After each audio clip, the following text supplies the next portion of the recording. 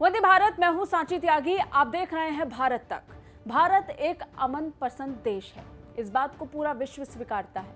यही कारण है कि जब रूस और यूक्रेन के बीच में भी युद्ध हुआ तो भारत के पक्ष को सभी ने सराहा और इस बात को समझा कि भारत अगर इस पक्ष को चुन रहा है, न्यूट्रल रहने का फैसला ले रहा है तो वो वाजिब है और बहुत हद तक ठीक भी। हालांकि भारत युद्ध के हमेशा से खिलाफ रहा और उसने बार बार कहा कि जल्द से जल्द दोनों देशों के बीच शांति स्थापित होनी चाहिए। अब इस बीच यूरोपियन यूनियन की तरफ से एक बयान दिया गया। दरअसल इंडो पैसिफिक क्षेत्र को लेकर यूएन ने कहा कि भारत जिस तरीके से समृद्धि और शांति की पैरवी करता है, इंडो पैसिफिक क्षेत्र में ईयू भी ऐसा ही सोचता है। दरअसल ये कहते हुए कि भारत और यूरोपीय संघ एक शांतिपूर्ण, समृद्ध और नियम आधारित इंडो पैसिफिक के समान दृष्टिकोण को साझा करते हैं। भारत के यूरोप के बहुपक्षीय निकाय के राजदूत यूगो एस्टूटो ने यह बड़ा बयान दिया। उन्होंने कहा कि भारत और यूरोपीय संघ एक माध्यम से एक साथ जा रहे हैं। सामरिक साझेदारी के लिए ये एक सकारात्मक मोड़ है। उन्होंने बयान में कहा, भारत प्रशांत के भविष्य के बारे में हमारे पास एक अभिसरण दृष्टि है। हम चाहते हैं कि भारत प्रशांत शांतिपूर्ण और समृद्ध हो।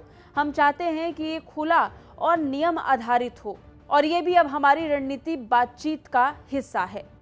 इसलिए ये विषयों का एक बहुत व्यापक स्पेक्ट्रम है और यहीं पर भारतीय और यूरोपीय संघ एक साथ काम भी कर रहे हैं। बता दें, ये बयान ऐसे वक्त में आया जब यूरोपीय संघ के साथ भारत के साझेदारी के 60 साल पूरे हो चुके हैं और ऐसे समय पर भारत निरंतर आगे बढ़ रहा है। खास बात यह है कि हाल ही में भारत के प्रधानमंत्री नरेंद्र मोदी यूरोप के 3 देशों के दौरे पर गए थे और वहां पहुंचने के साथ मजबूत साझेदारी का प्रमाण उन्होंने पेश किया। लेकिन इसके अलावा अगर बात यूरोपियन यूनियन की करते हैं और इंडो पैसिफिक को लेकर आए हुए इस बयान की करते हैं तो भारत पहले ही रूल ऑफ लॉ के साथ आगे बढ़ने की प्रतिबद्धता विशेष तौर पर अलग अलग मुद्दों को लेकर सामने रखता आया है, जिसमें एक इंडो पैसिफिक क्षेत्र भी है। अब यूरोपियन यूनियन ने भी इससे लेकर अपने स्तर पर तर्क दिया।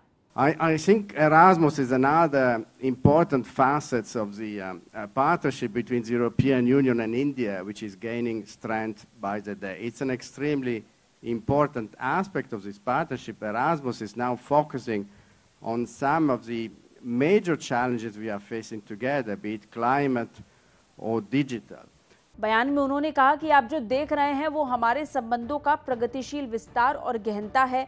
हम अपने जुड़ाव में कई नए अध्यायों का विस्तार कर रहे हैं। इसलिए जाहिर है व्यापार और आर्थिक एजेंडा महत्वपूर्ण है, लेकिन फिर हम एक साथ आगे बढ़ना चाहते हैं और वैश्विक चुनौतियों का समाधान करना चाहते हैं। एस्टूटो ने आगे कहा कि भारत और यूरोपीय संघ एक तरह से क्षेत्रीय और वैश्विक स्तर पर कनेक्टिविटी को बढ़ावा देना चाहते हैं जो लोकतांत्रिक मूल्यों के लिए अनुरूप है। इस बीच भारत में यूरोप के बहुपक्षीय आयामों से जुड़े हुए राजदूत ने जब ये बयान दिया तो ये जाहिर तौर पर समझा जा सकता है कि किस तरीके से ईयू भारत की विचारधारा, उसकी रणनीतिक और कूटनीतिक साझेदारी का मुरीद है और कैसे वो भारत के साथ आने वाली साझेदारी को लेकर के भी लगातार चर्चा कर रहा है और उसे लेकर उत्साहित भी है। कैसे लगी हमारी रिपोर्ट, कमेंट करके जरूर बताइए। बाकी रक्षा और विदेश मामलों से अपडेट रहने के लिए देखते रहिए भारत तक। जय हिंद।